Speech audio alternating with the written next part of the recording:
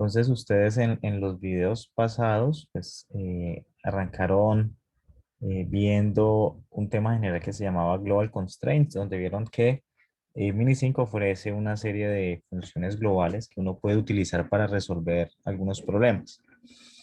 De cierta manera uno también puede definir predicados y funciones y vimos cómo utilizar una restricción global en un problema que se llamaba moviendo furniture, moviendo, ¿cómo se llama? Como muebles del hogar, ¿cierto? Hoy continuaremos con el tema de modelamiento utilizando de pronto algunas funciones, pero no una global como tal, sino una función prediseñada por nosotros mismos. Pasaremos a hablar sobre el tema de expresiones condicionales y terminaremos con algunos ejemplos que tienen que ver con eliminación de simetrías. Entonces, en estos, digamos que esta primera parte que fue la que ustedes vieron, es la que vamos a revisar ahorita, pues así rápidamente. Entonces, para eso tenemos un Sócrates preparado con Juan Francisco, el cual voy a lanzar. Recuerden que la habitación es Reduque. Entonces allí ya pueden entrar. Yo creo que no lo lanzo. Ahí aquí está. No le di. Esperen un segundito que creo que no le di teacher paste. Venga, yo termino ese. Un momentico. Finalizo esa actividad. Voy a lanzarla nuevamente. Constraints. Siguiente. Eso aquí era la cosa. Muy bien. Entonces, vamos a iniciar. ¿Okay? Voy a tratar de ver aquí al lado como la vista de estudiante porque a veces esto no se ve tan bien.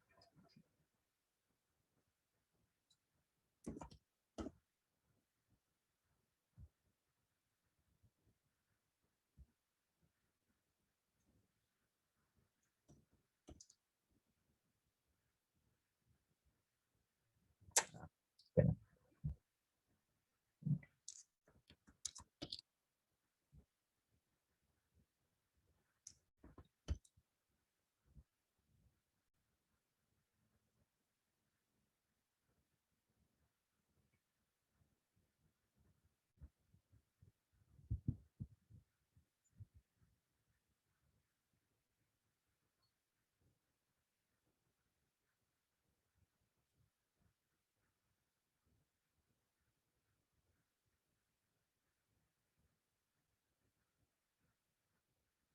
aquí hay una aclaración importante sobre el tema de increasing, es que ese increasing no es un increasing estricto en el sentido en que permite que el arreglo pueda tener duplicados. Es decir, si ustedes miran la implementación de increasing, se van a dar cuenta que por allá abajo hay un menor igual. Es decir, no hay un menor como tal, sino un menor igual. ¿Listo? Y eso puede hacer que nuestro arreglo tenga valores duplicados, siempre y cuando se mantenga la restricción de increasing. ¿Ok?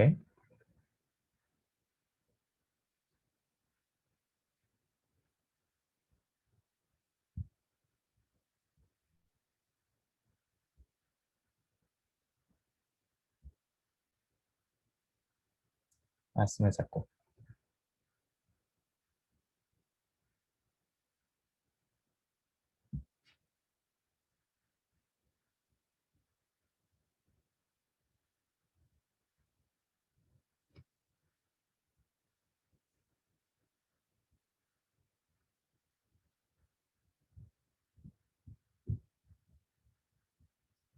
Ya, allí dice que hay 11 ya conectados. Entonces podemos empezar a responder esa pregunta.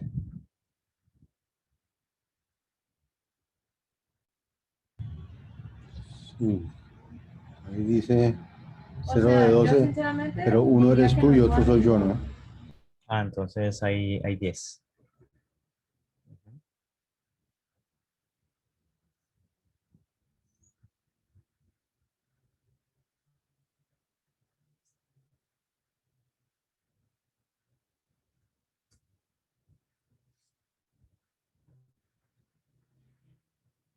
Estudiantes conectados hay 8, pues al curso.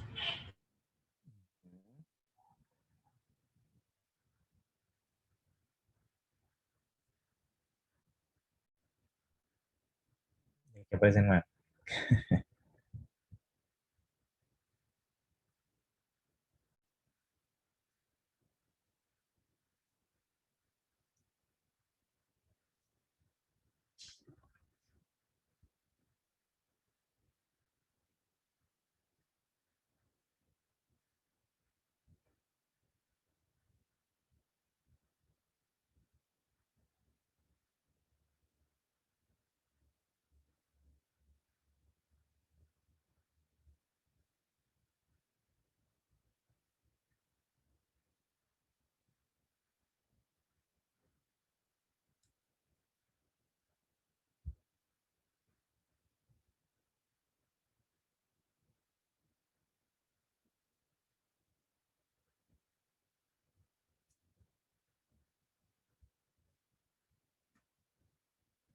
Vamos, muchachos, vamos.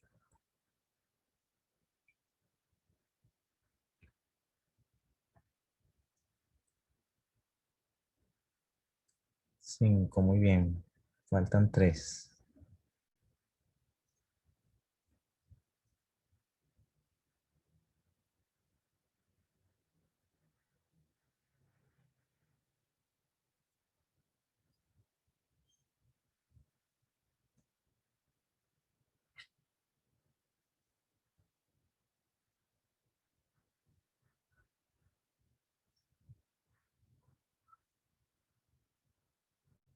Vamos, vamos. Faltan todavía.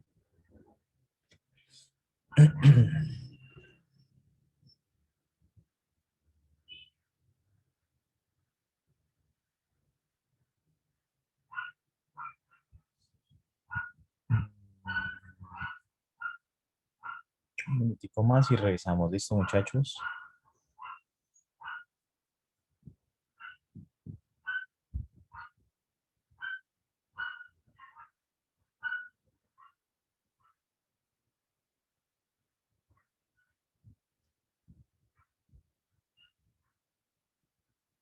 Ya 6 de 12. Nos faltan 2.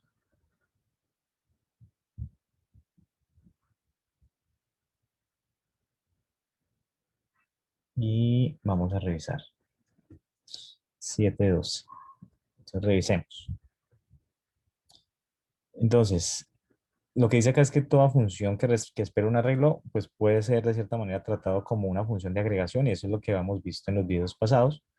Y de cierta manera, increasing es una de esas funciones de agregación. Entonces, esto impone pues una restricción en que los valores de un arreglo pues tienen que estar ordenados en orden ascendente, de cierta manera, pues los valores como tal. Y aquí mostramos dos formas de decir lo mismo. De hecho, en clase vimos que se puede hacer varias formas para representar o para decir para imponer esa restricción, dependiendo de cómo generemos nuestro arreglo o nuestro índice. Entonces allí podemos utilizar cualquiera de estas. Entonces por acá vamos a revisar, dice, la restricción se cumple si todos los valores de X están en forma ascendente. Miremos a ver si eso es lo que dice la restricción. Entonces me dice que vamos a poner la restricción increasing para todo I que está en el conjunto de índices de X, donde I módulo de 2 sea igual a 0. Entonces miren que estamos haciendo la validación sobre el valor I, y es el que vamos a utilizar como tal para iterar sobre X. Entonces aquí lo que estamos diciendo es que debemos tomar todos los índices o todos los valores I de tal que el módulo, ¿cierto? De 2 de la división por 2 sea igual a 0. Es decir, que estamos teniendo en cuenta solamente los I's que son múltiplos de 3 o los valores de I que son múltiplos de 3. Es decir, que esta restricción increasing, Múltiplos de 2, múltiplos de 2. múltiplos de 2, perdón. Es decir, que esta restricción increasing solamente se va a imponer sobre todos los valores de X que sean múltiplos de 2. Luego, realmente no es que tome todos los valores de X, ¿vale? Entonces, por eso esa restricción, esa respuesta no es. La restricción se cumple si todos los valores pares de X están en forma ascendente. Tampoco es correcto, porque entonces aquí nos están hablando de los valores pares. No nos están hablando de posiciones pares. Es distinto un valor a una posición. Finalmente, aquí tenemos la C, la cual es correcta. Entonces, la restricción se cumple si todos los valores de X en una posición par están en forma ascendente, ¿cierto? Eso está bien. Y aquí entonces tenemos tres posibles casos para un arreglo X. Entonces me dicen que tenemos un arreglo X indexado de 0 a 4, es decir, posición 0, 1, 2, 3, 4, con valores entre 1 y 10. Bien. Y nos dicen que esta restricción que está aquí arriba se cumple, por ejemplo, para este arreglo. Entonces ustedes revisan ese arreglo y miran las posiciones pares, que serían esta primera, que es la posición 0, esta de acá, que es la posición, 2, y esta de acá, que es la posición 3. Esos tres valores tienen que estar de forma ascendente. Es decir, que tienen que cumplir un La orden, última es la posición 4, la posición 4. la posición 0, 1, 2, 3 y 4, y la posición 4, perfecto. Entonces tiene que ser que este sea menor o igual que el 7 y el 7 sea menor o igual que el 8. Luego se cumple para ese arreglo. Esta solución E, si la revisamos, entonces noten que esto no es una solución. ¿Alguien puede ver por qué no es una solución válida?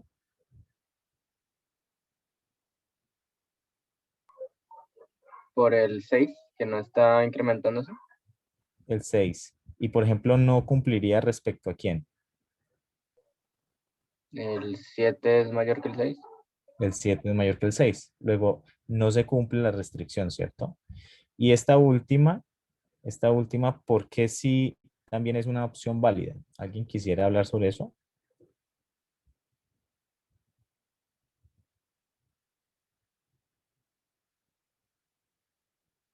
¿Por qué esa opción es una opción válida? Porque todos los tres son válidos. Porque permite duplicados. Porque esa función permite duplicados. Es decir, no es una comparación estricta con menor, sino que tenemos un menor igual. Luego, el 3 es menor o igual que el 3 y menor o igual que el 3.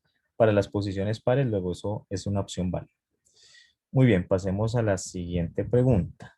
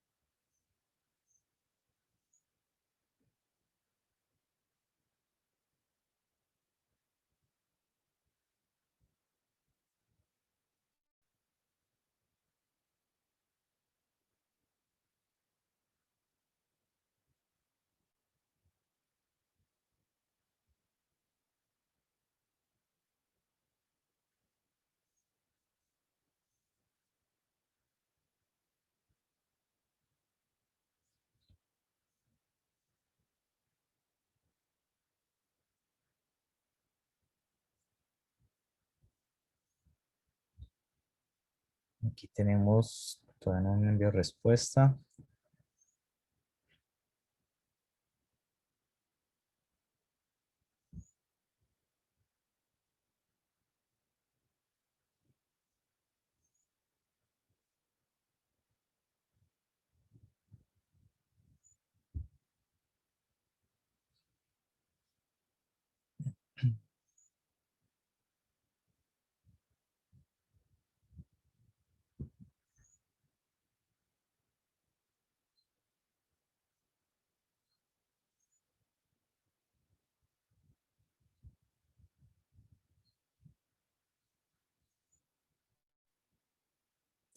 Van 4, diría que de 8, que están en clase. 6. Ya llegó Ricardo Pedreros, ya hay un noveno. Ah, muy bien, muy bien. Pero alguien se salió.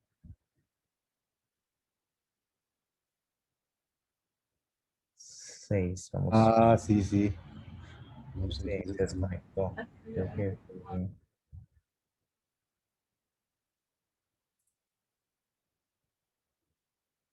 muy bien, muchachos. Un minutico más y la revisamos, ¿vale?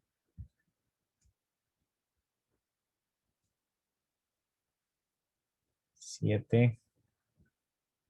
Yo pensaría que falta 1. 8. Revisemos. Muy bien. Vamos a ver cómo les fue aquí.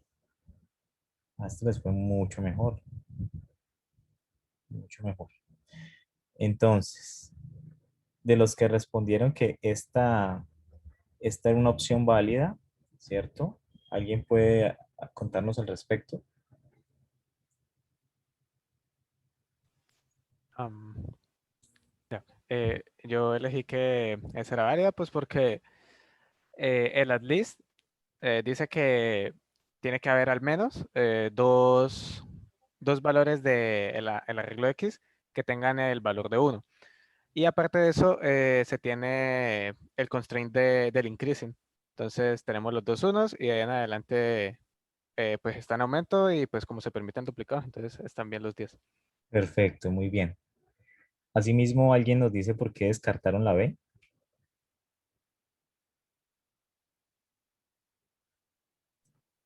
Eh, Hola, ¿se escucha? Sí, sí. Ah, bueno, pues yo la descarté por lo que creo que at least pide que el valor 1 se esté al menos dos veces en el arreglo X, entonces no cumple ese constraint. Oh, muy bien. O sea, cumple increasing, pero no cumple at least. Así es. Muy bien. Insatisfactible, pues no, que hay una solución por lo menos, ¿cierto? ¿Alguien nos puede contar por qué descartaron la D? Pues, profe, no se cumple la restricción de increasing Muy bien, por esto. por el punto. Perfecto. Miren, 1, 1, 3, 6, 5. Aquí al final no cumple increasing. Muy bien. ¿Alguien nos cuenta por qué descartaron la E?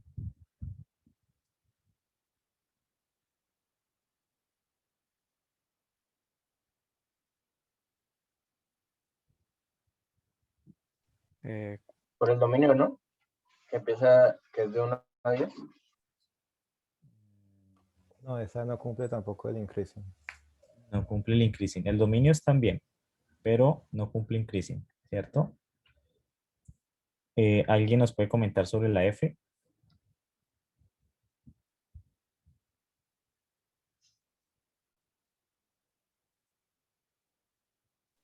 em, la F, ¿no? Sí, Pues la F también pues cumple el increasing teniendo al menos los dos unos y de ahí en adelante todo es, pues está en aumento.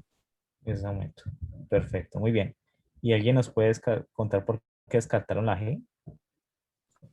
Pues yo no la descarté. De hecho, yo cometí el error de escogerla, pero pues ya luego cuando miré, me di cuenta que el error era en el dominio, si no estoy mal de los valores que puede tomar en el arreglo, porque es de Es correcto. 1 a 10. Exacto, exacto. Esto toma valores de 1 a 10 y por ahí aparece un 0 que no es válido, ¿cierto? Muy bien, muchachos, muy bien. Más pilosos, los dos pilosos. Miremos esta última. Es el mismo enunciado, el CSP es distinto. Aquí.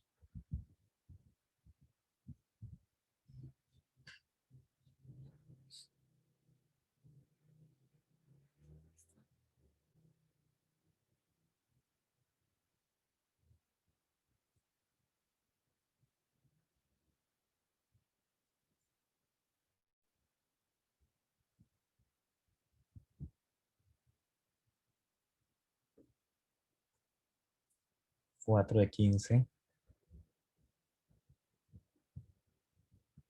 No 6. sé de dónde salen 15. Seguro alguien se desconecta y vuelve a entrar, entonces eso es lo que sucede. Faltan 6, faltan 2. Vamos a ver si todos la sacan del estadio con esta. 7, falta 1. 8, muy bien. Vamos a revisar, esto estuvo rápido. Aquí. Uy, esa estuvo cerquita. Bueno, entonces, insatisfactible. ¿Alguien nos puede contar por qué?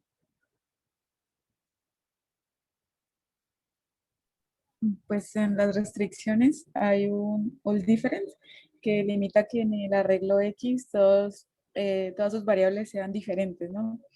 Y también está la list que dice que tienen que haber dos variables de uno, que toman el valor de uno, entonces pues es como que se contradicen y no se puede cumplir. Exacto, esas dos restricciones están en conflicto, ¿bien? Y es importante tener en cuenta eso porque a veces uno está codificando un modelo y uno piensa que el modelo, pues digamos que sintácticamente está bien escrito, pero la semántica de lo que uno escribió de pronto no es lo que uno está tratando de decir y es difícil a veces encontrar el insatisfactible porque uno a veces piensa que son los datos de entrada y puede que en el modelo salga algo por este estilo, que haga que las restricciones entren en conflicto y no tenga solución. Pues digamos que sería una solución válida para el ejercicio pasado. Este tenía los different, lo cual allí no podríamos tener esos dos unos. Bien. Bueno, muchachos, muy bien. Entonces yo creo que podemos parar allí y arrancar con la clase de hoy. Vamos a cerrar aquí. Cerramos esto.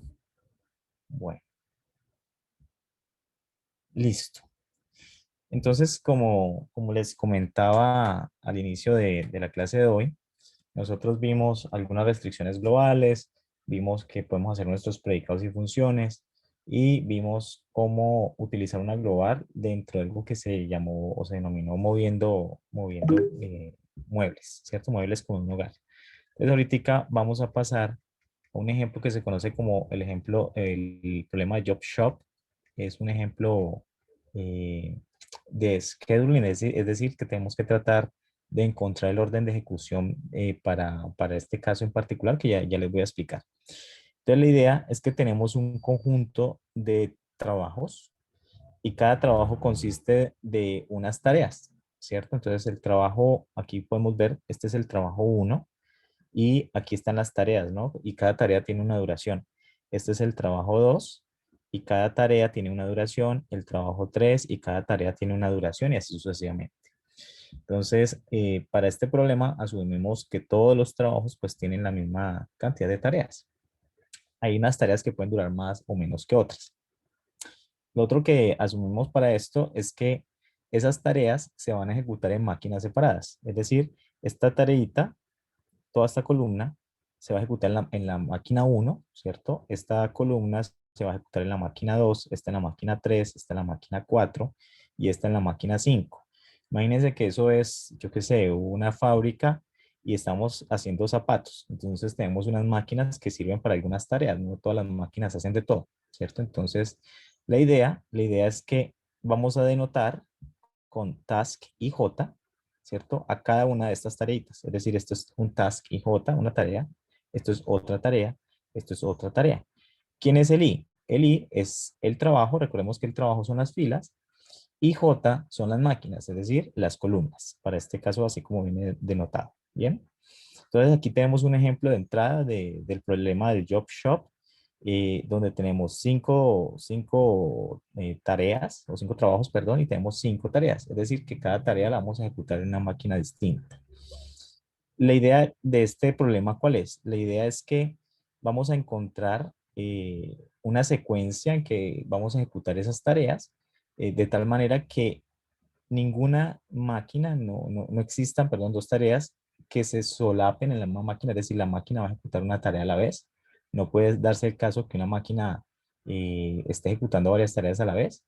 Eh, y la idea es encontrar en qué orden ejecutó todas esas tareas dadas esas máquinas. Bien, entonces, este problema pues es incluso retador para una entrada así pequeña como esta. Si uno le ponen a decir, bueno, yo quiero que usted me resuelva esto y trate de ejecutarme esas tareas en el menor tiempo posible, entonces tratar de encontrar el orden de cómo las ejecutas pues realmente no es una tarea trivial, incluso para esa entrada que es pequeña. Entonces vamos a empezar Perdón, Robinson, ¿podríamos volvernos un segundito? Eso. En ese dibujo, ¿qué es lo que representa D? ¿Qué es lo que representa? D. ¿Eh? Los datos D. Ah, esa es la duración. Sí, duración. Este simplemente, digamos, que es como lo vamos a anotar en Minisync, pero ahorita vamos a hacer digamos que una relación entre esta anotación que tenemos acá y y los datos de entrada como tal. ¿Listo? Okay. Entonces, las filas van a ser los trabajos, las columnas van a ser las máquinas donde se van a ejecutar cada una de las tareas de esos trabajos. Y task IJ va a ser cada uno de estos valores que nos encontramos en esas duraciones, es decir, cuánto dura cada una de esas tareitas. ¿Listo? Bueno, entonces, vamos a definir unos conjuntos de trabajos. Entonces, J pues va a ser el conjunto de trabajos, tal que I va a pertenecer a J. ¿Listo?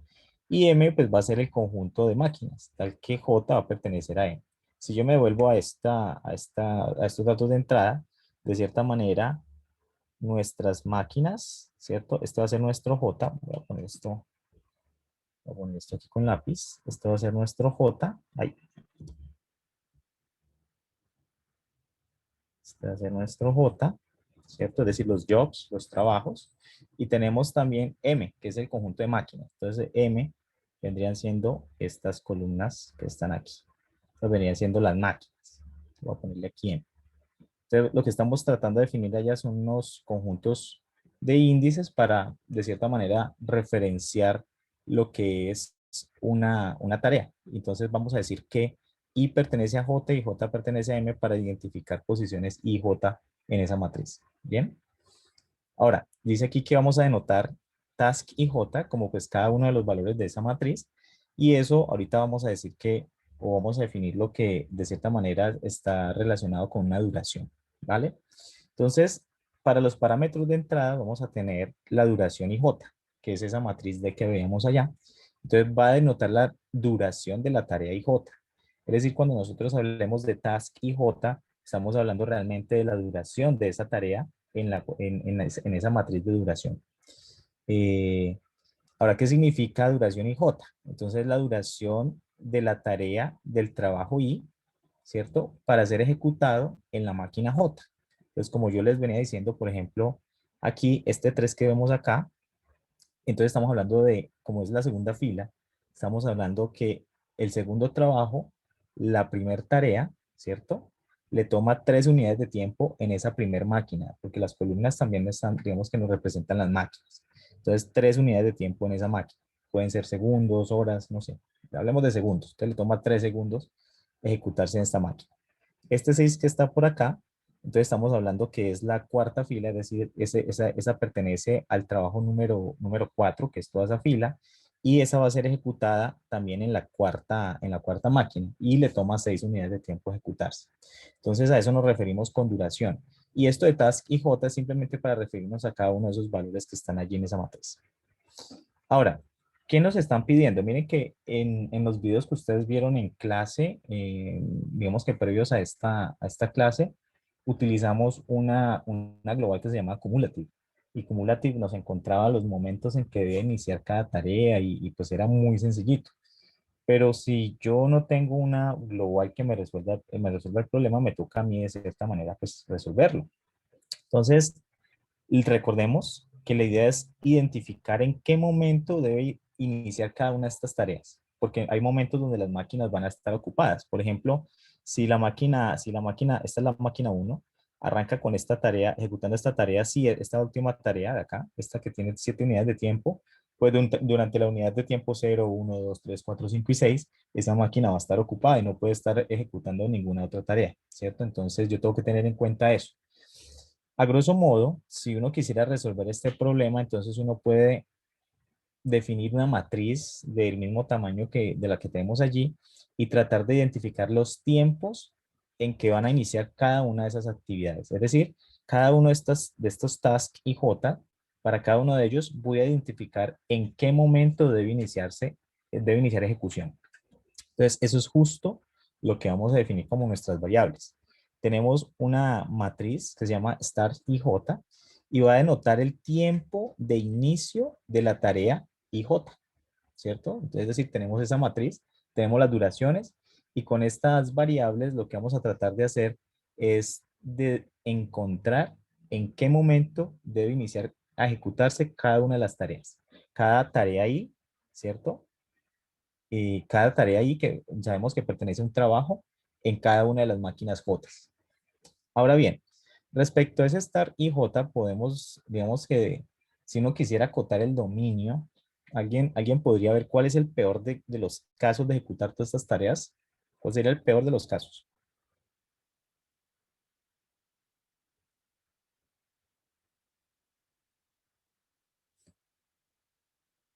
¿Alguien se puede imaginar cuál es el peor de los casos para ejecutar todas estas tareas?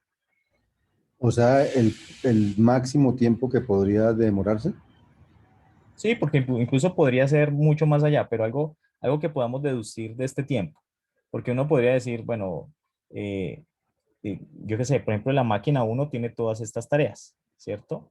Yo lo podría pensar en ejecutar por máquinas o como por trabajos, ¿cierto? De forma secuencial, es decir, no va a haber paralelismo, sino que ejecutamos cada tarea a tarea.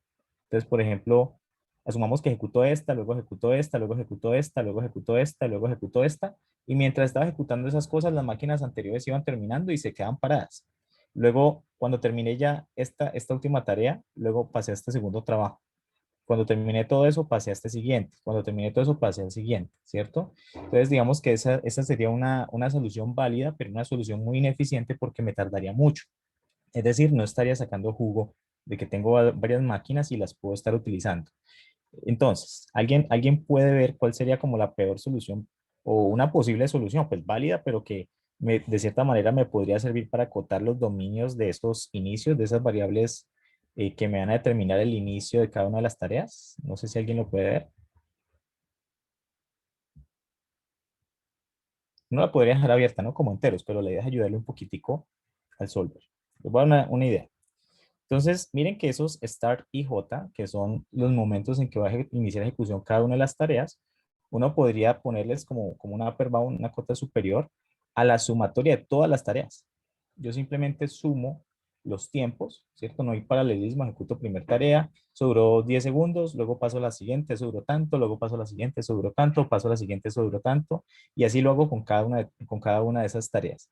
Si yo sumo eso, digamos que yo podría hacer incluso un schedule peor que ese, porque yo puedo ejecutar una tarea, esperarme 10 minutos, pasar a la siguiente, esperar una hora, pasar a la siguiente, ¿cierto? Pero digamos que uno esperaría que la solución esté por lo menos o que todos los tiempos iniciales de todas las tareas estén por debajo de ese tiempo. Entonces, esto es una forma como podemos acotar un poquito el dominio de esas variables de inicio. Y tenemos que esto se va a convertir en un problema de optimización donde lo que queremos hacer es como que encontrar o tratar de ejecutar las tareas lo más pronto posible, es decir, tratar de minimizar el tiempo que toma hacer la última tarea, ¿cierto?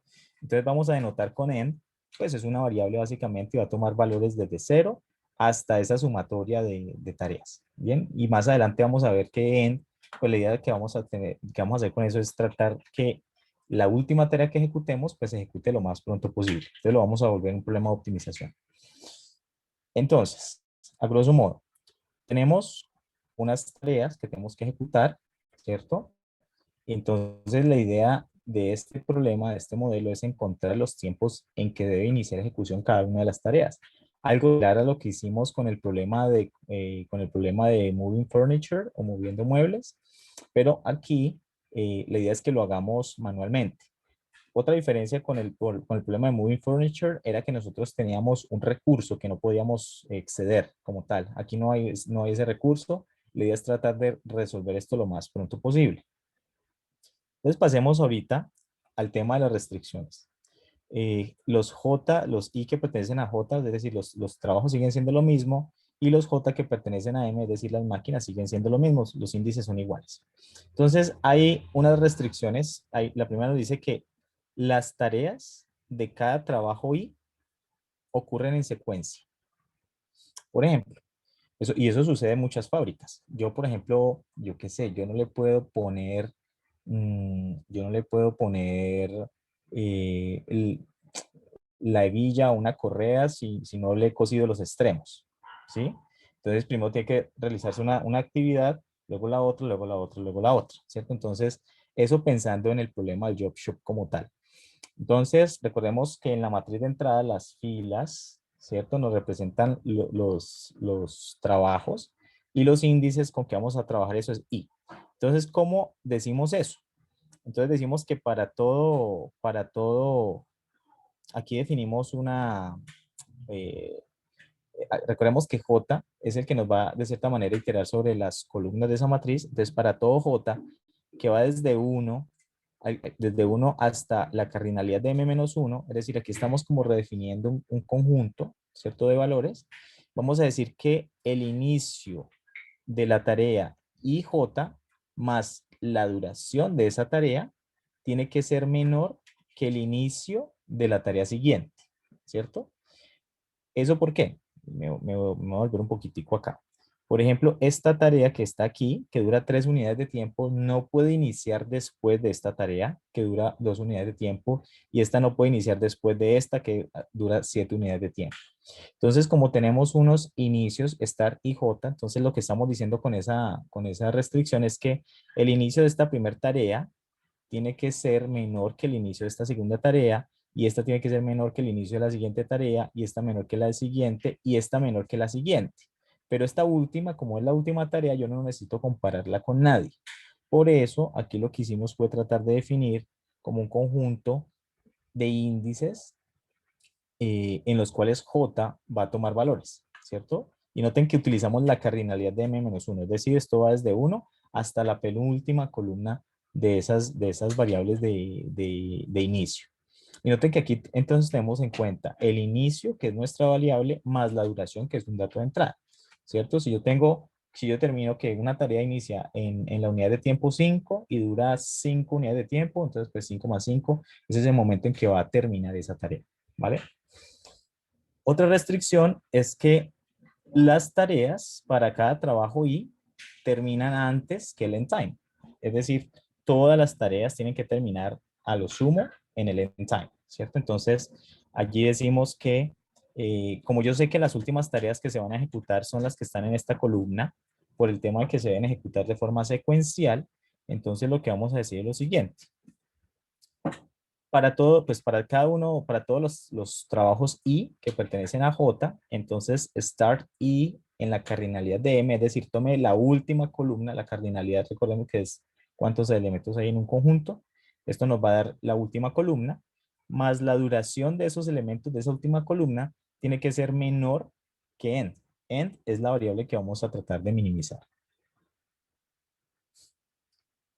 Ahora, sucede algo también con el tema de las tareas, y es que hay unas máquinas que pues, pueden ejecutar tareas de distintos trabajos, ¿cierto? Entonces la idea es que las tareas no se solapen, es decir, mientras una máquina esté ocupada, no puede haber otra tarea ejecutándose, va a ser imposible porque estas máquinas se asumen que son, pues no realizan tareas multitasking, ¿cierto? Simplemente ejecutan una tarea a la vez.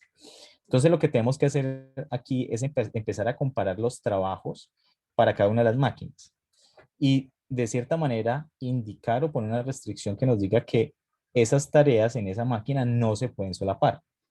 Entonces aquí decimos que para cada par de trabajos I1 y 2 que pertenecen a J, es decir, voy a tomar como referencia dos filas de esos valores iniciales y más la duración. Entonces voy a revisar como parejas de trabajos y vamos a decir que no se solapan. ¿Qué significa que no se solapan en una máquina J? ¿Cierto? Esto es una máquina J. Eso lo que significa es que si se debe garantizar cualquiera de estas dos, que el inicio de la tarea del trabajo I en la máquina J más la duración de esa tarea tiene que ser menor o igual que el inicio de la tarea del trabajo 2. O debe cumplirse que el inicio del trabajo 2, ¿cierto? En esa máquina J más la duración tiene que ser menor o igual que el inicio de la tarea 1 o del trabajo 1, ¿cierto? Es decir, yo debo, mejor dicho, tenemos una tarea que inicia y termina en algún punto. Lo que estamos diciendo allí es que para otro trabajo debe arrancar después de que termine esa tarea. O al revés, si tenemos un trabajo 2, tiene un inicio y un fin, y la tarea del trabajo 1 tiene que iniciar después de esa tarea. Y eso lo debo hacer en comparación para cada pareja de trabajos, ¿sí? De cierta manera, eso es lo que tenemos que garantizar es que no se solapen las tareas en las máquinas. Y el objetivo pues es muy sencillo, simplemente vamos a minimizar la variable end. Y como la última columna de esos start nos representa, más la duración nos representa en qué momento van a terminar las tareas, y todas esas tareas tienen que ser menor o igual que end, lo que eso va a tratar de hacer es que end va a tratar de bajar lo más posible hasta que ya no pueda bajar. Ahora bien, vamos a hacer un paréntesis. porque entonces allí aparece algo interesante respecto a esta restricción de solapamiento. Entonces tenemos, por ejemplo, un OR y de cierta manera ya habíamos hablado un poquitico de esas restricciones, pero creo que no hemos implementado alguna como tal. Entonces, en nuestras restricciones pueden aparecer expresiones booleanas como tal, y una de esas restricciones que vamos a tener que implementar es esa restricción que dos trabajos o dos tareas no se solapen. Eso a grosso modo, ¿qué significa? S1 significa el tiempo en que inicia la tarea 1 y S2 es el tiempo en que inicia la tarea 2, ¿cierto? Entonces, eso van a ser como los tiempos de inicio, y tenemos de 1 y de 2 que van a ser como las duraciones. Entonces la idea es que nosotros impongamos esta restricción que vemos aquí para cada pareja de trabajos, de cada pareja de actividades que competen a una máquina. Entonces lo que estamos diciendo es que el inicio de la tarea 1 más la duración tiene que ser menor o igual que la duración, que el inicio de la tarea 2. O el inicio de la tarea 2 más su duración tiene que ser menor o igual que el inicio de la tarea 1. Esto es una restricción que, como podemos ver, pues utiliza una expresión booleana y de alguna manera podríamos definirla en una función o en algún predicado, en este caso sería un predicado, que nos imponga esa restricción y que podamos utilizarlo en nuestro modelo. No es lo único que podemos llegar a utilizar en el caso de Minisync. Recordemos que allí hay unos literales en Minisync que son true y false. Podemos utilizar la conjunción, la disyunción, el only if, que se hace así, la implicación, el sí, solo sí, y la negación. De hecho, en los videos hablamos que con la negación, cuando definimos predicados, hay que tener mucho cuidado. Bien. En ocasiones también utilizamos operaciones aritméticas con operaciones booleanas de forma, digamos que de forma directa. Ponemos la multiplicación de un booleano por un número entero. Eso se puede hacer, pero internamente lo que Minisync hace es una coerción automática, es azúcar sintáctico, como también lo mencionamos en algún video pasado. Pero uno podría hacer esa coerción de forma explícita utilizando la función bool to int, que en ocasiones uno la puedes poner, pero si la quitas, pues Minisync hace la coerción de manera automática. Entonces, aquí tenemos que esto que nos va a evitar solapamiento, lo podemos implementar de alguna manera en un predicado. Entonces, pasemos ahorita a la implementación. Y yo me voy a volver un poco aquí y voy mostrando lo que es la entrada junto con el modelo y vamos a ir viendo cosas. Entonces voy a quitar esto. Voy a quitar esto acá. Bien. Y vamos a abrir nuestro modelo. Entonces, este sería Job Shop. Estos son los datos. Allí están. Y tenemos por acá el modelo. Listo. Entonces, estos tres elementos, pues de cierta manera tendremos que cargarlos a nuestro modelo. Entonces, creamos aquí Jobs, que se carga directo, y tenemos aquí Tasks, que se cargan directos.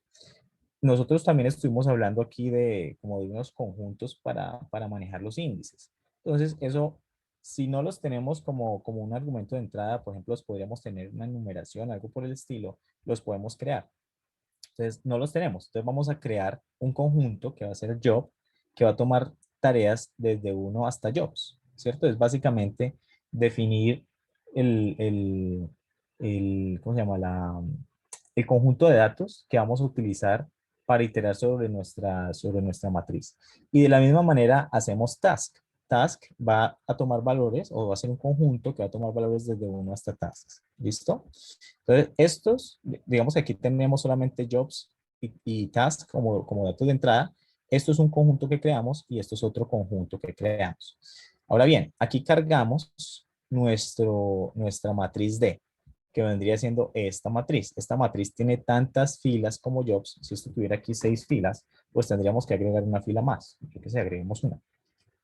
Pongámosla así. Pongámosle aquí, yo que sé, 8, 1 y ya, ¿cierto? Entonces, esa sería una entrada. Tendríamos 6 trabajos y tendríamos 5 tareas por trabajo o 5 máquinas, como lo quieran ver. Ahora bien, tenemos que, yo les comentaba ahorita que nosotros podríamos de cierta manera acotar estos dominios, ¿cierto? Utilizando esta sumatoria. Entonces, eso es lo que tratamos de calcular aquí. calculamos la sumatoria de todos los i en job y todos los j en task de d sub i j. Es decir, aquí vamos a sumar todos los elementos de esta matriz de entrada. Esta matriz que nos llega aquí, sumamos todos los elementos. Básicamente haciendo una sumatoria iterando sobre ella. Y eso lo vamos a poner en total, ¿cierto? Eso es básicamente una constante. Aquí calculamos, esto se llama, es básicamente una ayuda, se puso allí para mostrarles que uno, esta salida la puede tabular un poco. Entonces, este DIGS básicamente nos calcula cuántos dígitos hay como tal en ese posible total. Y básicamente lo vamos a utilizar para tabular, pero digamos que no tiene un impacto en el modelo. De hecho, eso se podría quitar y funcionar el problema sin problemas. Por ahora, ignoren ese DIGS. Es simplemente un tabulado que vamos a poner. Y aquí vamos a crear nuestras variables. Nosotros dijimos que íbamos a tener unas variables que se llaman start y j, ¿cierto? Entonces aquí las llamamos s y noten que es un arreglo con tantas filas como jobs, como elementos en ese conjunto y con tantas columnas como tasks, ¿cierto? Es decir, como esto va desde 1 hasta tasks. Ahora, esas variables, pues yo podría haber puesto aquí que simplemente son variables enteras, pero entonces la idea es ayudarle un poquito al solver y le decimos que en el peor de los casos esas variables van a tomar valores desde 0 hasta total, siendo total la sumatoria de todos los posibles valores en esa matriz de duraciones, que ya dijimos que si yo sumo todos esos valores, esa sería como la peor secuenciación que uno se podría pensar y es imputar una después de otra, sin pensar mucho. Eso soluciona el problema, pero la solución es una opción satisfactible, pero no me da un óptimo. Bien, entonces aquí lo vamos a acotar un poquitito. Y tenemos nuestra variable n, que también va a ser una variable que toma valores de 0 a total, así como lo dijimos aquí, justo aquí en esta parte. Ahora empecemos a hablar de nuestras restricciones, pero antes de eso definamos nuestro predicado para evitar solapamientos. Entonces, definimos un predicado que se llama no overlap, que recibe una variable S1, que es el inicio de una actividad 1. ¿Cuánto dura esa actividad? Noten que este es constante, este no es variable. Tenemos otro inicio de la variable S2 y tenemos cuánto dura esa actividad. Y dijimos que para que no se solaparan, ¿cierto? Entonces que el inicio de la tarea 1 más la duración tiene que ser menor o igual que la tarea 2. Es decir, la tarea 2 tiene que arrancar después de la tarea 1. O que el inicio de la tarea 2 más su duración tiene que ser menor o igual que S1. Es decir, que la tarea 1 arranque después de la S2. Siempre se va a tener que cumplir este predicado para algunas tareas. Aquí tenemos una restricción que nos dice que las tareas de cada trabajo ocurren en secuencia. Entonces, eso es justo lo que vamos a hacer aquí. Entonces, decimos aquí que para todo i que pertenece a job y para todo j que va desde 1 hasta tareas menos 1, ¿cierto? Noten que no iteramos hasta el final porque la idea es que yo voy a comparar una tarea con la siguiente, una tarea con la siguiente. Y si comparo hasta el final, pues llego a la última tarea y tratar de compararla con la siguiente, pues va a ocurrir un desbordamiento. Entonces vamos a decir aquí que el inicio de la tarea IJ más la duración de esa tarea tiene que ser menor o igual que el inicio de la tarea siguiente, ¿cierto? De momento voy a quitar esto, ¿cierto? Y eso sería esa restricción que nos garantiza que las tareas ocurran en secuencia, ¿vale?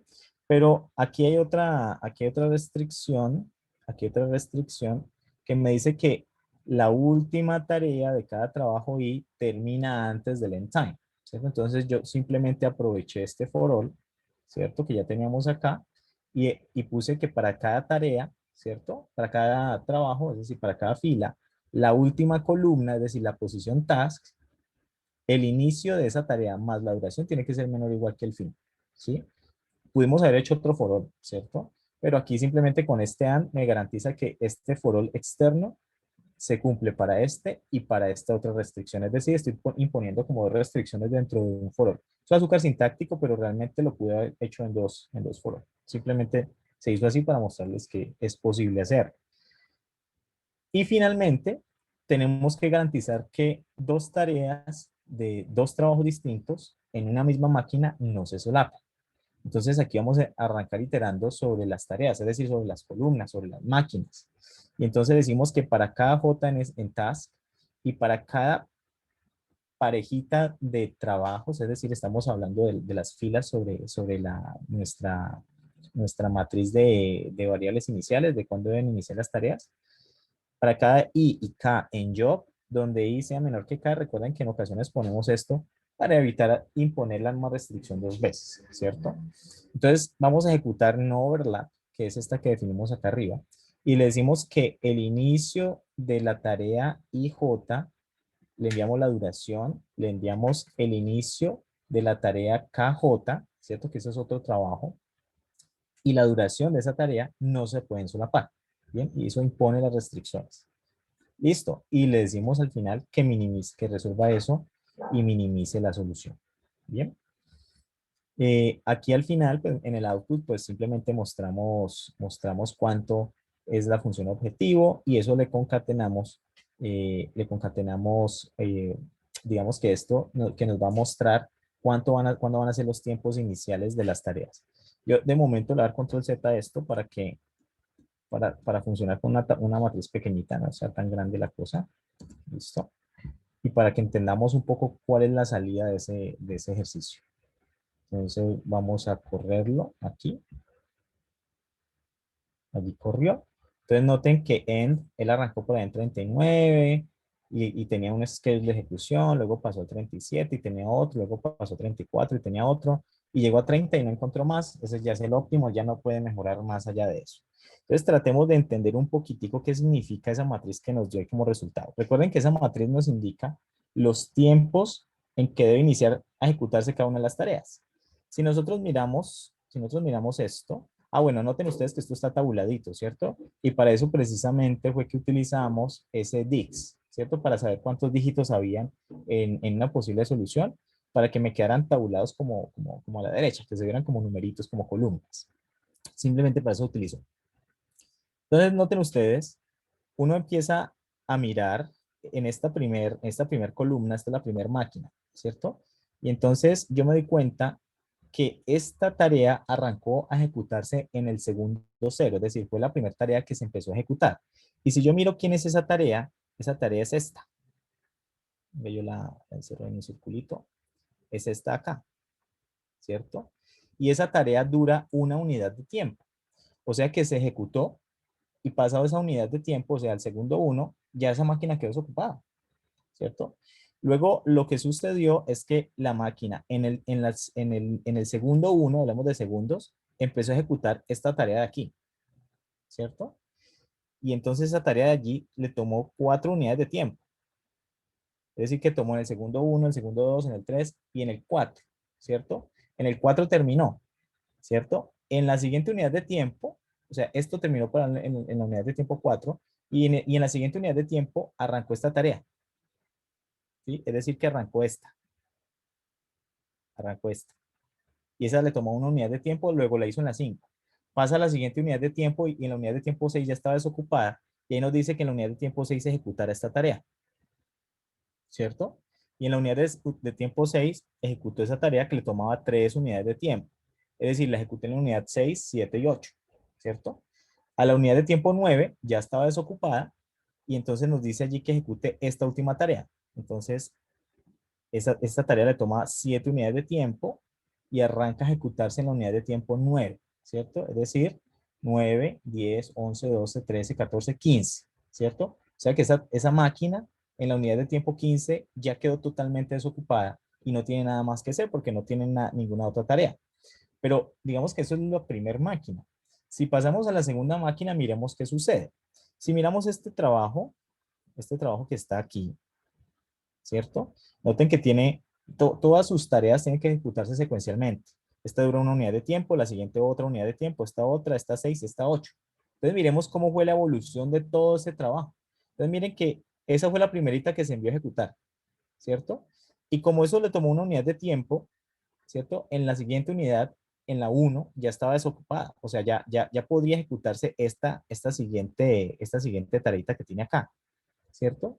Y de hecho, eso es lo que podemos ver aquí en el schedule de ejecución, que nos dice que esa arrancó a ejecutarse en la unidad de tiempo 1.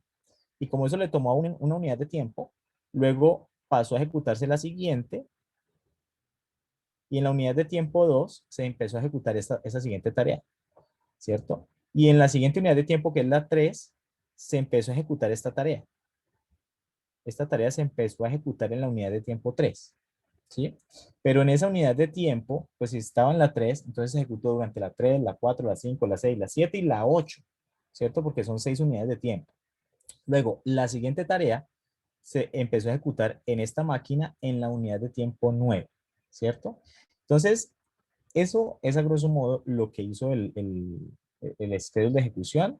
Si ustedes revisan todo este schedule de ejecución, se van a dar cuenta que las máquinas nunca estuvieron ejecutando dos tareas a la vez. Por ejemplo, si ustedes miran esta columna, esta máquina 2, esta máquina arrancó aquí a ejecutar en la tarea 1 y a la 2 ya se había desocupado. Luego por aquí arrancó a ejecutar esta tarea en la unidad de tiempo 5. Y si ustedes se fijan, eso le tomaba 4 unidades de tiempo, ¿cierto? Y entonces se ejecutó durante las 5, 6, 7 y 8, ¿cierto? O sea, la 8 ya estaba desocupada, luego por aquí en la unidad 9 arrancó a ejecutar otra cosa, y así sucesivamente se armó ese schedule de ejecución. Noten ustedes que no es algo trivial, incluso para esta entrada tan chiquitica, ¿cierto? Y es quizás uno de los ejemplos más retadores, digamos que no de modelar, porque el modelamiento no es relativamente sencillo, pero sí tratar de comprender la salida quizás pueda ser un poquito, como les dijera yo, mm, retador, en el sentido en que esto nos da los tiempos iniciales y yo tengo como entrada las duraciones y yo tengo que tener en cuenta ambas cosas para poder darme cuenta de cuál es el schedule de ejecución, ¿vale? No sé si alguien tenga alguna pregunta sobre este modelo.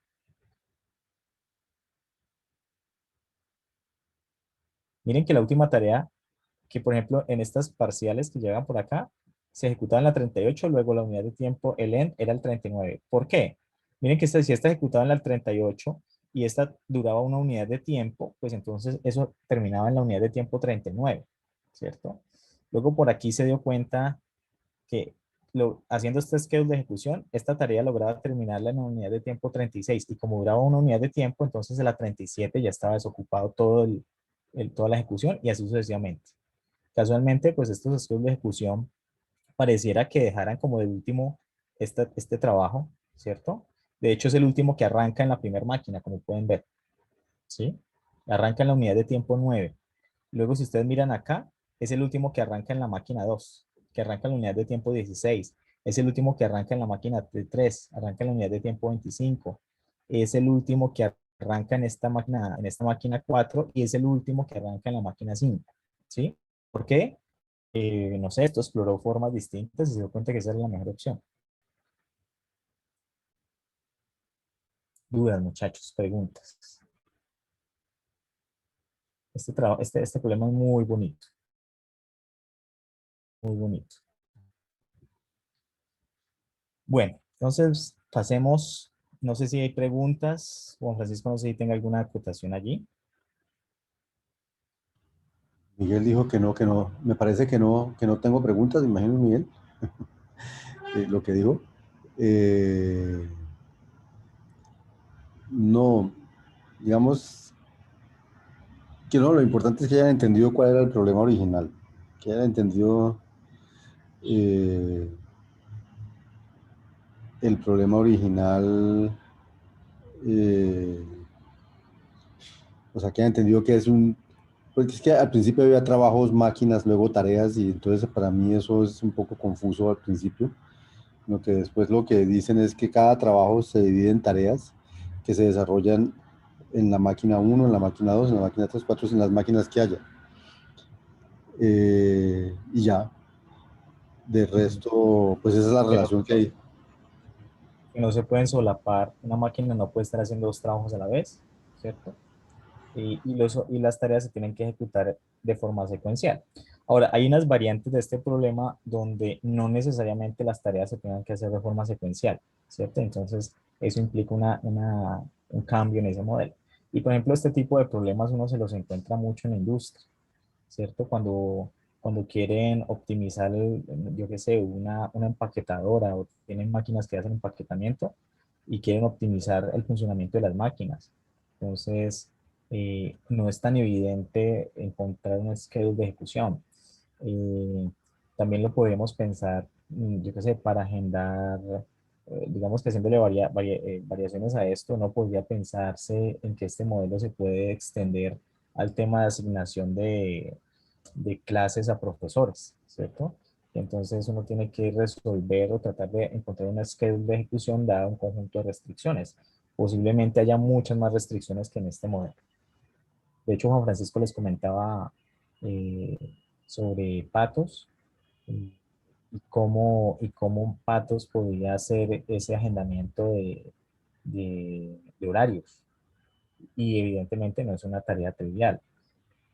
Y Patos, lo que cuenta Juan Francisco es que no ha encontrado solución, ¿cierto? Decía que era insatisfactorio. Sí, en la vida real, sí. En la vida real. Y En la luego vida se real, verdad que había cientos de salones, miles de profesores, cientos de cursos o miles de cursos. No es un problema de 4x4, ¿no? sí, incluso este problemita, no, si uno se pone a hacerlo a mano, es difícil, es difícil.